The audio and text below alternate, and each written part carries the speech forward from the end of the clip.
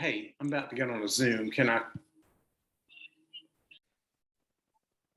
All right, welcome. I'm Teddy Pins. It is September 7th, 2021. It's 10:30 for those that are watching in the future. We're glad to see and have you.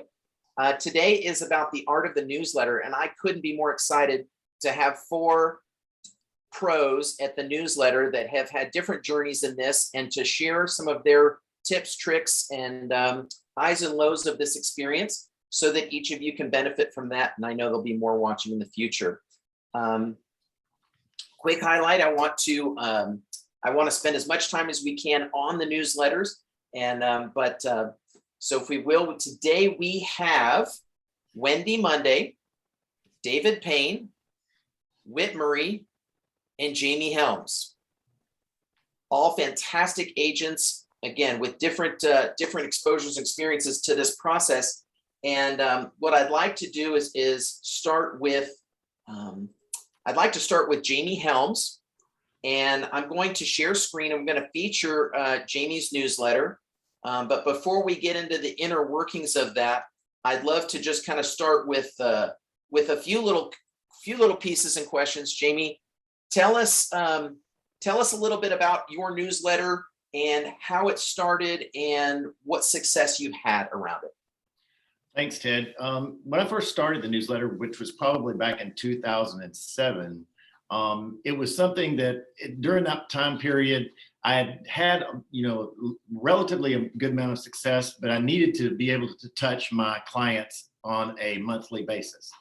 So I decided that what I would do is I would go to publisher, get a template, and I would start working into getting a, sort of a newsletter. And I would feature like a featured client during that time period. I would feature like a recipe. I would feature, like a development happening, something that would have a long shelf life for people, which meant if they could put it on their table, or sometimes I would even put in there like metro numbers that you could, access to call about when trash pickup is coming and this, that, and the other, just so that they could either put it on their refrigerator, put it on a desk, put it on their counter so that they could just pick it up. So it would have a long shelf life that would always see my picture on the front or the back. It was just one of those things where, and it just sort of evolved into something that people started expecting. And they asked me if I could just sort of like, put their friends on the newsletter list. So what grew from just a small amount of 50 or 60 clients became like, it's 350 people now, which I do every month. So, but that is unbelievable. And you mail this, Jamie. This is the front cover, correct? Yeah. In fact, it's snail mail. I don't do it electronically. I send it to their home, and pretty much if they see my face from the, like I say, from the mailbox to the trash can, at least they see me once a month. So, and for some reasons, when new restaurants happen in town, anything that opens up that I put in there, it seems to be, very welcomed. So you've mentioned a couple things before we get into, comparisons of newsletters and style. And what I want to everyone to understand today is don't be overwhelmed, right? Like everyone started, as Jamie said, somewhere. And but there's some key things to your brand about this newsletter. You mentioned your photo being on the front. You've mentioned that was important. Also, I see you put this named one of music's top 15 real estate agents from Billboard. I think that is, I love that you chose to put that in there, because even though sometimes the humble brag is hard to do for some of us, I think there's creative to it. Is that why you intentionally did that, or tell us about this? That happened back in 2000, I think, in 14. And Christy Harrison said to me, you should really put that on your newsletter, because I was working with Mark Lowry at that time, he's a gospel artist. But for some reason, Deborah Evans Price put it in Billboard magazine that I was helping him do, buy a house or buy a condo here in town. And it just sort of evolved after that. And since that was in print, she said, you should put that on your newsletter. And so I did. But I think that branding, like you mentioned before, is the most important part to start, because if you get that in there, as far as like you're constantly the same thing over and over and over, it's that high touch sort of, that people expect it. It's kind of like, anything that's like marketed bi-monthly that comes to your mailbox. Would you consider yourself a high-tech person, Jamie?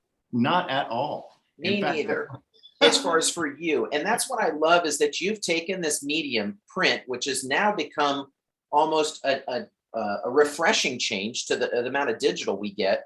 And you do this yourself, right? You've learned, you do this in Publisher. Somebody designed the template for you and then gave you the plug and play, right? But for the most part, and also Ted, and sometimes I make it really easy because even though you send this out, every month, and the text changes, all the stories change, or whatever I put in there. Sometimes if I get behind, I can reprint something that had been done a year before, like September purchases. What do you want to go buy in September? Just something that's, that I don't have to rethink or refine something else. And so you can always sort of like fudge a bit from month to month to month with something that you put in like a year ago. Love it. Now, is this a trifold mailer? What y'all seeing here is the 4-page layout here. So how do you mail this? It comes in an 11 by 17 sheet. It does a bifold first, and then I trifold it myself.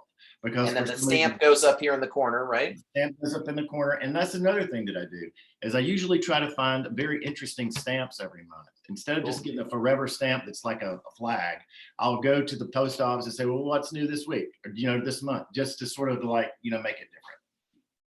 I love it. I love it. Tell us about your content. Where do you pull content? How do you get the inspiration? Do you get writer's block? How do you overcome all this? And how often do you do this thing? I'm always like looking at new developments that may be in the Business Journal, or, I'll go on the Nashville Eater and see what new restaurants are opening up in town. I'll get my mom's recipes, put that in there. That always seems to be, something that everybody enjoys. Or, I'll just, put my own listings in there. And I might even pull somebody else's listing. But, I never have a problem finding content. But it's just sort of like refining it and rewriting it, or either copy and pasting it so that it, it fits the bill. I love it. How long does it take you every month, Jamie, to create the content? It takes about 20 hours to do the research, then to do the writing, then to do the copying, then to do the folding, then to do the stamping, then to do the labeling. So boom, boom, boom. And tell us about what have you experienced of successes from this, or any roadblocks? Honestly, I've never had a roadblock, but I will say this: doing this and being constantly and embedding yourself in something that is good, that's really high touch, is great, because I can send these things out, and every month I'll either get a sale, a referral, or a listing. So, it just makes so much difference. I would never stop. And when did you start this? 2007. 2007. I feel like I remember when this started, and somebody. I'm always blocking out the copier. That's why. He is that guy that you'll notice, but you'll want to snag a copy because it's always interesting. The content is actually interesting, and it's diverse. And what do you notice that people comment or about the most, or like the most about, or what feedback do you get? I think it's because they get it it's snail mail, and it's not something that everybody gets electronic mail now. So when you get something in the mailbox with the same color paper, same picture on the cover, that kind of thing, they oftentimes just want to open it up. A lot of women want to just get the recipes out of there because they just enjoy it. And and another thing that's come from this is that by doing so, I've amassed enough recipes that I've been told that what I should do is just take them and make a cookbook out of them to give it closings. So you just never know what comes out of it. I think that's so cool, right? Who knew? And at the time, wasn't this new branding at the time you launched this, Jamie? The branding with Urban to the Core came about 2014, 2013. Okay, cool. So that's when I saw that new branding. Yeah. Any questions for Jamie? Any additional questions here? All right. Again, any questions? Keep them in the come in the chat there. I just love it, Jamie. I really do. It's like old school is new school with this, and I applaud your commitment and consistency and dedication to it. It's really, really impressive. Thank you.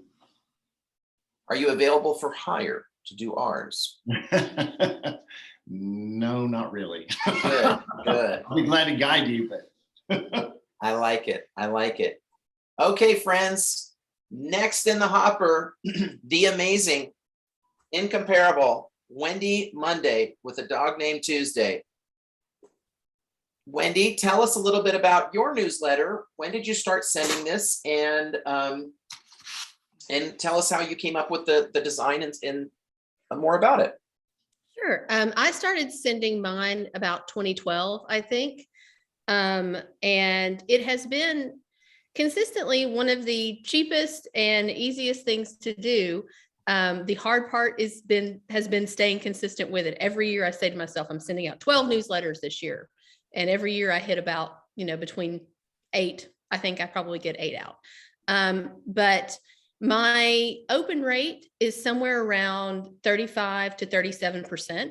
Wow. And the average open rate for an e-blasted newsletter in real estate is somewhere between 19 and 25%. So I feel really good about it. And you would think that would motivate me to do all 12 every year, but I feel like 2022 is my year. I'm going to get a dozen.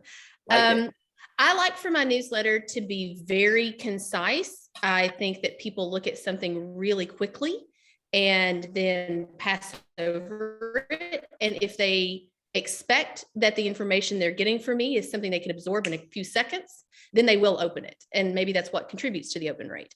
I will say this, the most successful things that I put in my newsletter, the things that get the highest click rate are what I've sold. I think people are curious about what it is that you've really sold, and they will click. For instance, I believe maybe it was in this newsletter, like they clicked on, and that one, actually don't click on that one, click on the one below it. But they will click on the highest thing you've sold or the lowest thing you've sold each time, it seems like. Interesting. Yeah, but they will go to it just to kind of see what you've been selling.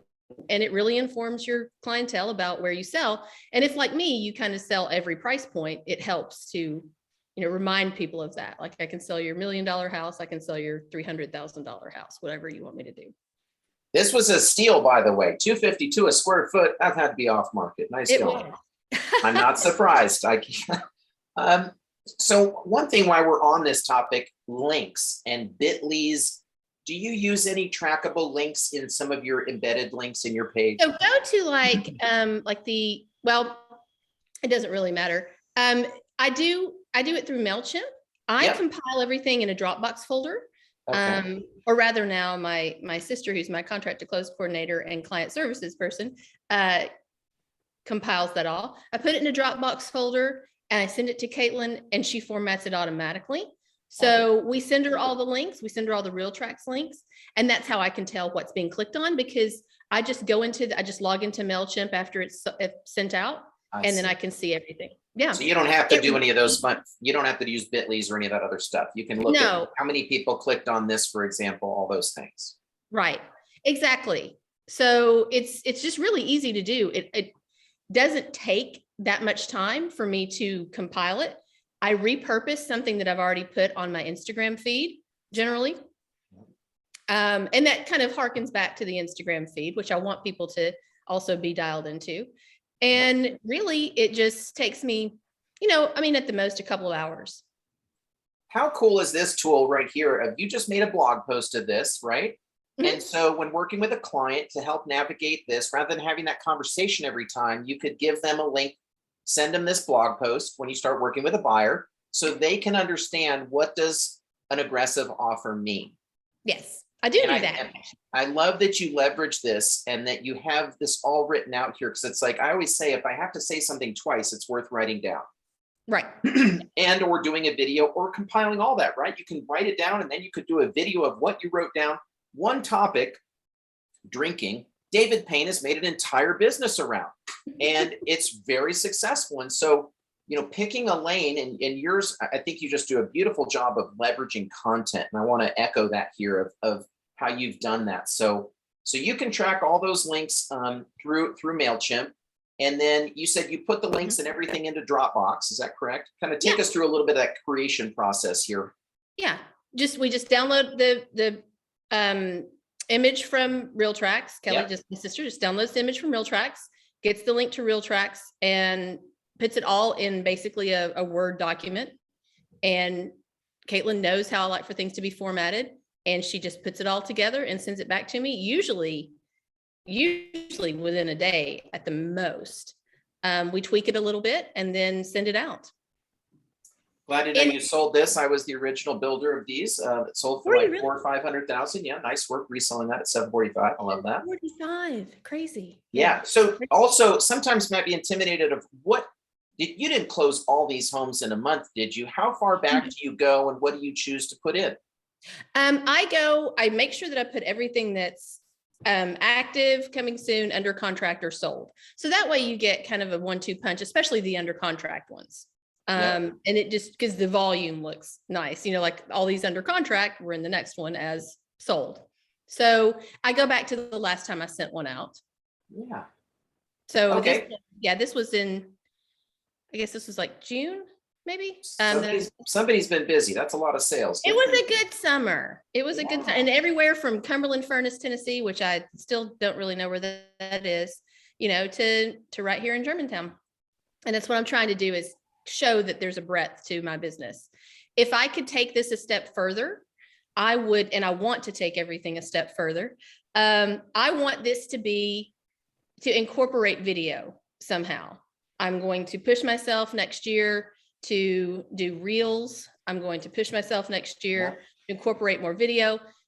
If you create good content, there's no reason not to put it on your blog, put it on your Instagram, put it on your newsletter, and then sit in front of a camera for 5 minutes and make a video about it. So I've just got to take it to that next step. I'm actually hoping to really get that supercharged next year, because I think that will be something that will take me where I need to go in terms of like communicating with my sphere, and also communicating with other people and, new buyers on the internet. How many people are on your distribution list, would you say? I think I have a little over 600. And here's a really good tip. If you think nothing else about what I've said, whenever you have a listing and Village does the boost for you, you get the listing is boosted on Instagram and Facebook for 3 or 4 days. I can't remember how long it is. Make sure that you say that you have to click, that you have to enter your email address in order to see the additional pictures. It is fascinating to me how many people will actually enter their real email address. I never enter my real email address for that kind of thing. I was like, Wendy Tuesday at blah, blah, blah, but people will enter their real email address. When that has finished running, I download those. It takes one click, you download those, and I put them in my newsletter distribution list. And they comprise a good amount of people who open it. It's amazing. So those free leads, that's just free leads. Yeah, I love it. How do you do? What do you ever want to procrastinate or not do it? How do you battle that? I think about the ROI on it. Like, it takes me such little time, such little money, and you really get like so much exposure. 35, but open houses are so much more fun. Oh, I'm the worst open house host in the whole world. So I love that you share this, because it's just great for others to know. And you can see just the distinction in the style and the time and investment and reflection of just kind of the process for them. So thank you so much, Wendy. This is fantastic. And of course, you have links to all your things down here for people to go get, all that readily available. And you mentioned something that's important I want everyone to understand is getting help. And so Whit, we're going to talk about Whit's newsletter here. We're going to have you close us out, Whit, about getting help, because I know you've had you do some outreach on that. But Wendy, you've even seen that you've got to recognize if there's things that you absolutely hate to do, friends, outsource it. These are outsourceable tasks. The content exists in public places, homes you've sold. Okay, you've never sold a house. Wendy, what would you sell? What would you post if you had no sales? I would post my favorite listings. People don't know that they're not yours. Right. I should be like, these are my favorite listings. Exactly. People love to look at interesting houses. That's what they know we're doing. I was telling Sam the other day, he did an open house and one person showed. I said, no problem. It's kind of like an invitation to the wedding. You don't hope they don't come. You don't want to feed them. They just want to know that they were loved and included in the invite. Yeah. Now, not totally true, but COVID changed a few things. All right. Up next, friends, the incredible David Paine, everyone. Put your hands together. David, tell us a little bit about your drinking letter and how this came about. Now, we've categorized you as quite the spirits expert, and everyone knows this of you because you've done a great job of making that a part of your brand. But tell us how your newsletter came about and how often do you send it and a little more about it. It came about because I was being trained by Bobby Noreen, and she hammered us into the ground on staying in touch with your sphere. I was actually, for the first 2 years in real estate, I was partnering with my good ex-wife, Kate Monahan, and she and I put this together. Then when she retired her license, I've been doing it on my own ever since. I've been doing it for I counted the months last night, almost exactly 6.5 years. I've been in real estate for almost 7, and I've missed 1 month in 6.5 years. Amazing. 76. Does that mean we've sent out 76 of these? So this is April. We've sent out 4 since then. I'm on 80 something. And so, it came about in part because of the importance of staying in touch with your sphere. But also, Kate and I both have been knocking around town I've been here for 45 years. She's been here for 47. And we know lots and lots of people and lots of different spheres. And the challenge for us, and now still the challenge for me, is changing my brand from what I used to do to what I do now. I was in marketing. I had my own ad and PR firm for 20 plus years. And I know that from, the reality is that one and done doesn't do it. It's repeated impressions again and again and again with a consistent approach that drive home a marketing message. So we're reminding people that we were in the real estate business now. Kate did politics and nonprofits. I did marketing. And so we wanted people to understand that we were in a different business now, but that we were still the same people. So that is the key. So we began writing about our experiences in real estate. We had no listings. We had no buyers. So what do? You just write about stuff. And fortunately, both of us are comfortable writing. We're both pretty good writers, and that's not true for everybody. And it's absolute agony for some people. And so I would say, don't try that, pull content from somewhere else. But this, one of the most gratifying things that I get from this is that people say, gosh, David, it sounds like you're just talking to me. And for a big talker, that's a compliment. So I do this with MailChimp. When we got started, Kate and I paid somebody to merge our computer address books. There was about a 50% overlap because we know a lot of the same people. So we ended up with about 1,250, 1,300 names. Well, that's 45 years of hanging out, I love it. That should be your tagline, 45 years of hanging out.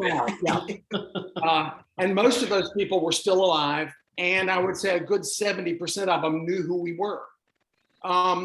So there has been attrition. I'm down to about 1,150 now. I get about a 34% open rate, which means that every month, 400 plus people have me in their inbox. And I don't care whether they read it or not. I want them to know that I'm in the real estate business. And then, of course, if they do read it, there's other stuff. I have a call to action in the upper part. Where is it? Scroll it down. It's a little box with time. Oh, did I forget? Oh, every once in a while I leave it out. This is one that I left it out. It's a little box that says, send me your referrals. And I apologize. I meant to have that in this one. And then there's the cocktail recipe. And this is something that I started when I was trying to keep my marketing business from collapsing, which it ended up doing anyway. But it is something that I'm sort of known for. And Kate doesn't mind knocking a few back herself. And so it seemed to be the right thing to do. So now I'm 80 recipes in. And I get minimum 4 or 5 responses every month, sometimes 10 or 12. It's not always the same people, which is also gratifying. It's a mix. And people sometimes comment on the non-cocktail stuff and say, oh gosh, that made me think of something, blah, blah, blah. And then I get a lot of comments on the cocktail recipes. I know 4 or 5 people who print them and put them in notebooks. Yeah. What a So- cool thing. And so much opportunity here, even beyond what David's doing. But look at the simplicity, friends. Like, there is nothing that high tech about this. And look at the effectiveness. Even if you send it to 10 people, like just start with, you've got a big list of people and you'll have 10 email addresses, send it to those people, right? Maybe you can, if you wanted to start like this, just start, come up with a plan of what you're willing to commit to. And if you read this, I was kind of going through it slow, so some of you could kind of see this content, but all of these are in that folder that you all have access to that was sent out in the text link. So you can kind of read about it, but it's so simple. It's like he's talking to you and then you get a drinking recipe. Here's a link to his website, and then you can share and do all the things. David, how do you add new people to MailChimp every month when you're adding to your database? Tell us how that you keep up with that madness. Well, I just do it myself, and I don't necessarily add somebody every month. You know, like I said, I get a couple of unsubscribes every month, and I used to go and check and see who they were, and I decided that hurt my feelings. And sometimes it's somebody I've never heard of, but sometimes it's somebody like, well, really, you know, fuck you. So I just don't look anymore. And that's okay. If they want to unsubscribe, I'm not going to talk them into resubscribing. That's right. We'll sell them a house, but we won't wave at them. That's fine. Yeah, there you go. So I don't look at those. And all of my new clients, everybody that I, you know, sign up and all that, they all go on the list. And then random people sometimes ask, I've heard your newsletter is really great. I want the cocktail recipes. So I just add them as they come. And so over time, I've probably lost, you know, 250 people, and I've added back in 150 over 6.5 years. And you know what I would encourage, David obviously has had 45 years of hanging out. Friends, you only have to have 45 minutes of hanging out. The key is you can't hang out in the office and build your database. You have to hang out outside of the office. The office is a great place to get some things done and collaborate. The business and the people that buy are outside.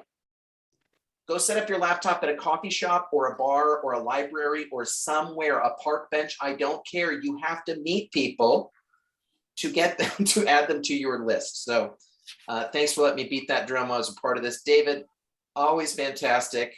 Love your take on unsubscribes. It's a good message for many things.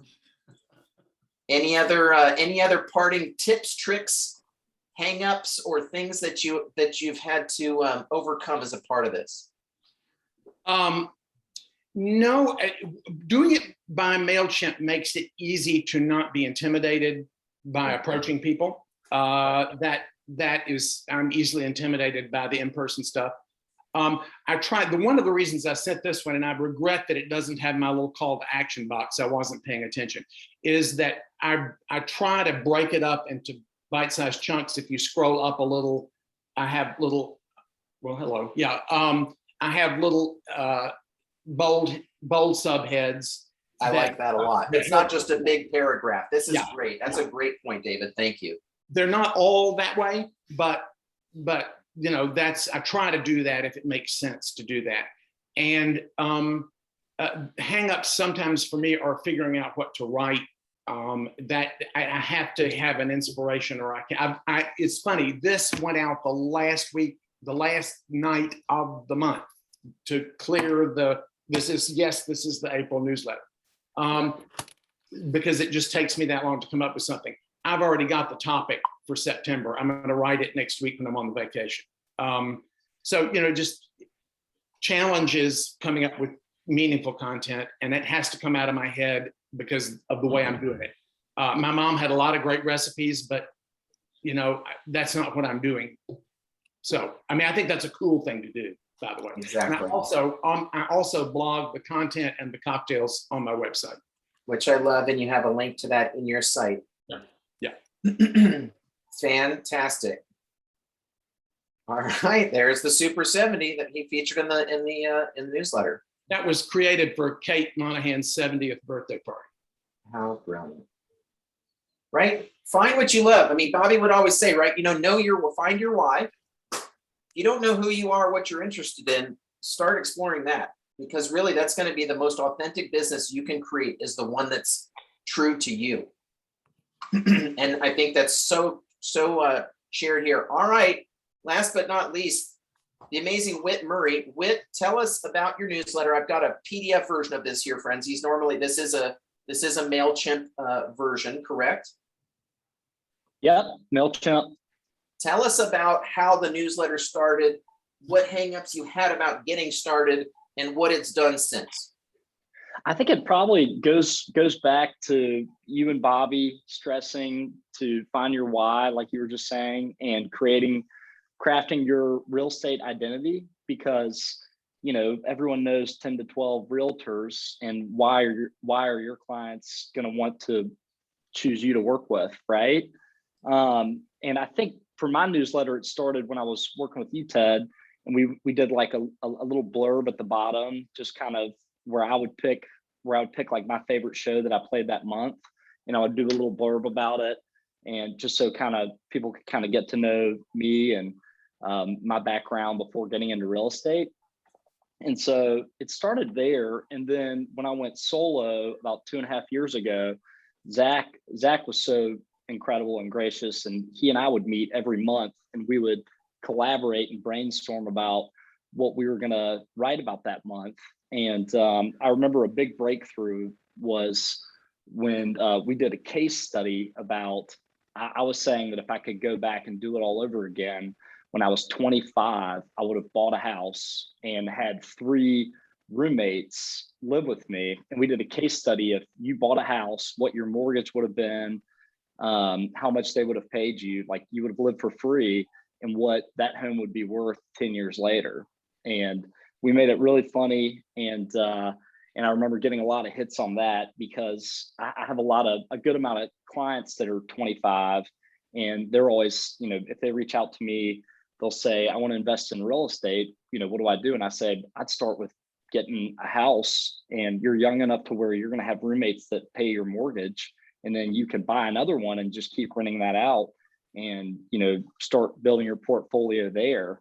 So that was big. And then I think consistency, like seeing how David's been doing it for almost 7 years, and he's only missed 1 month out of the last 7 years. And, so often as realtors, we have to make time to do things consistently. Like we can start something and then it fall by the wayside, but just making a point to do it every single month shows that no matter what, your people are going to get that touch from you every month in your inbox, whether they open it or not. And my theme has just kind of been not as much focusing on real estate. Like I have a section where I talk about real estate, obviously, like with the how's the market, but my main, meat for the newsletter is a different topic every month on what I'm dealing with, like how I overcome it, like the challenges that are kind of relative with what's going on. And so it's kind of you're a musician, of course. So obviously your quote here is cool. Like it's music related, and you incorporate, part of who you are. When did you start this, and how many have you sent out, or how often do you send it, and how many are on your list? I have about 450 on my list. I send it every month. I've been doing it for 2.5 years, so I'm probably around 30. I've sent out about 30, and I send it out the 3rd week of the month. And before COVID, I was doing the happy hour the last Thursday of every month. So I would send it out on a Friday, the 3rd week of the month. Then I would send a reminder for happy hour the next Wednesday, and then I would go post up at Embers from 4 to 6 that Thursday, and just say, hey, friendly reminder, happy hours tomorrow. So it was 2 touches a month. Now at this time, when you started this, if I recall, you had little contacts, little money, but you picked a place and you made consistent to it, right? So tell us a little bit about how you leveraged the happy hour as a part of that newsletter, and how that went. For sure. So the happy hour that I chose, Embers, is one of my good friends that I went to college with. He manages the restaurant, and it's one of the few places in 12 South where they do 2-for-1s between 4 and 6. So that was on there. And I would invite different lenders. So a lot of times they would pick up the tab, or, if I was, because when you're starting off and you're trying to get in front of as many people as possible, obviously coffees are ideal, because you don't want to be taking, you have to watch your spending, but that was a good way to leverage it out. Title companies, do a different title group every month, have them come and maybe they'll pick up the tab or partner with a lender. But just being at this one location the same time every month, like, I'm such a creature of routine, and we always talk about consistency in this business. And Ted, our favorite restaurant, J. Alexander's, they pride themselves on consistency. So just knowing that I was going to be at this bar the last Thursday of every month, and like you were saying to Sam earlier about the open house, sometimes I'd have one person show up. That's right. But it's all in the touch, and it's all in the marketing. And that one person, who knows where that hour that we sit at the bar and have 2 beers, who knows where that relationship's going to go, because we're in the relationship building game. Like, our job is, obviously we have a product, we always have a product, but our job is to become best friends with as many people as possible. And through that, business comes out of it. But our motive in strengthening those relationships isn't necessarily, getting business from that person. It just comes when you figure out ways to help that person. It really is about people that know people. Most people, if you put down your top 50 people, are going to be who feeds your business. At first, it might be your top 5. How do you get to having 50 people? You find the 5 people that are going to be the champions of your business, and you tell them, I consider you one of the champions of my business, and I want to know how I can help your business or you as well. And that together we can help each other. Like, really, that's what it's about, is just how can we help each other? And then sharing that conversation. You've done that so well. I see here, are you still featuring a show of the month? Yeah, I usually do one that I'm playing, but with COVID right now, I'm not playing as much. So I did one, and the newsletter I sent out, it's not cut in half. I don't know. Correct. This is a PDF. This is a PDF version of it. So yeah, we know it's linear there, but also too, I love the simplicity of this. How long a week would you say that this takes you to prepare each month? I spend a lot of time on it. I really do. I usually will take notes throughout the month on what I want to talk about and kind of like what the subject is. And then I'll start on Monday, and just kind of free range type, like just kind of whatever, not think too deeply into it. And then the Tuesday, Wednesday is where I really hone in on what I'm trying to say. And then by Friday, it kind of comes together, but I'd probably say 10 hours a month. Okay, great. And I know that you share a lot about kind of your perspective and like you said, what you're dealing with in life. I love this. Kind of serves as a little bit of a journal, and it's part of how and who you are as a person, but as you part of your branding as a realtor. You can see this is great today to see different strategies and takes on that. When you how do you outsource, or who puts it all together? Do you outsource that part still? Yeah, Caitlin Ramers, it sounds like she does most of ours. She's incredible, and we're so locked in on, if I send her edits, she knows, exactly what to tweak and kind of how I'm trying to format it. But she's amazing. So you write all the content. Yeah. Do you write that in MailChimp, or do you write it somewhere and email it to her? How does that process work? What does that cost? Tell us about that. Exactly. I just do it just do it documents, and send them all to her. Show of the month, the newsletter, and then How's the Market, where I talk real estate. And what do you pay for that? Do you mind sharing? I think it's just an hour, whatever she charges for an hour, $30. $30 a month. Yeah, right. $40. Awesome. And I see Trisha's comment here. One bit of advice: don't get too personal. That's true. I try and, like, with what I'm writing, I try not to do it like too personal about me, but more broad. keep it broad, and I'll, when I'm doing the edits, I'll go through and be like, is that too revealing? And you do want to be real though, because I think if it's all real estate, and this is just me, whatever works for you, in this line of work, I think it's important to be personalized. But if it's all real estate, like, I would rather go through this journey in buying a house with somebody that I trust and that I'm close with and that I know is going to take care of me and represent my best interests, rather than somebody I don't know. And I found that, like, most people who are buying or selling are going through an important life change, and we have to wear so many different hats. And it's like breakups, divorces, like it's an emotional moment in your life, and we definitely have to play unlicensed psychiatrists a lot of the time. So I think it's okay to be personal. I think it's important. I think I agree with Whit. I think we'll have to walk a line. It's not all real estate. It is the same kind of thing that you would say to somebody in person who you were just meeting. You don't bare your soul, and Trish is right. There's all kind of stuff people don't want to know about me. Don't want to get too deep. Well, and let's be honest, Trish has an issue with that. So, like, oversharing. I'm a big oversharer. Yeah, but they do. It is about me. People are buying me. People are buying Whit. People are buying Trish. I mean, our expertise is all part of it, but really they don't want to go on this journey, as Whit says, with somebody they don't know and don't like and don't trust. So I have to put enough of myself in there for them to like, oh, this guy looks pretty cool. Yeah. But I've definitely overshared and then gotten friend zoned after. So I get what you mean, Trish.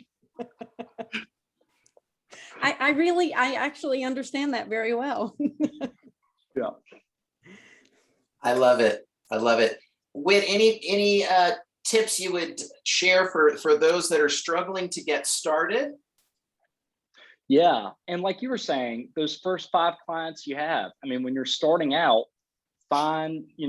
make a list of, even if it's 2 or 3 people, like, these people, if they were to buy or sell, would use me or would put me in touch with somebody that they know buying or selling, and focusing on them and who they can connect you with to build your, small fan base. Because once you get one sale and establish that credibility, then, that's how you start the building blocks. And I'm such a big proponent of anything that I start, I try and finish. And with the way my music background correlates with how I focus on real estate is, I'm always trying to practice and get better and master. And, you never really, as many hours and years that I've spent focusing on playing the guitar, I still feel like I'm always learning and trying to get better. And the biggest thing is that I practice a couple hours every single day. And with real estate, that's all it is. You wake up in the morning and you write out what you want to accomplish and how you're going to get there, and the steps. And I think with the newsletter, it's figuring out who you're trying to relate to and speak to, and just making a point to do it every month. And consistency all day. I like it. Feel free, anyone on the panel, to share. Whit said he sends his out the 3rd week of the month. Tips or suggestions on when is the best day of the month, day of the week, and time of day in which to send. May not be what you're doing, but Wendy, what would you say? I've actually thought a lot about this, and from what I've read, and it changes all the time, but from what I've read recently, people will read it after they get back from lunch. Like, you get back from lunch, or you've just eaten lunch, and you kind of like TikTok through your TikTok. See, I have video on the brain. through your emails, but you aren't at the beginning of the day where like you've got to address a bunch of stuff. So I try to send on a Thursday or a Friday at like 1 p.m. I like it. Mr. Paine? I send it at 5:30 in the morning. I set it up the night before and it goes out at 5:30. So it's in their inbox when they get up. And I watch, MailChimp gives you a graph, a bar, not a bar chart, but a line graph of when your opens are happening. And I always get a big rush between like 7:30 and 9. And then I get another bump right after lunch, like Wendy is saying. And then I get another bump after work. And each bump is a little smaller. So that seems to have worked for me. I don't know, right after lunch may be better. I don't know. And as for what day of the week, I do not let it arrive on weekends. So for some reason that I can't explain, I want it to arrive on a weekday because I think a lot of people, these are their office emails and they're not seeing that on the weekend. And as for what day, any day I can get it out that's still in the month, that's in the masthead is fine with me. And sometimes it lands on the last day of the month, but my record is almost unbroken, but so I'm sticking, that's what I'm doing. I like it. How about you, Jamie? Any particular strategy on that? I'm at the mercy of the United States Postal Service. So pretty much I try to get it out by the 26th or the 27th for the next month.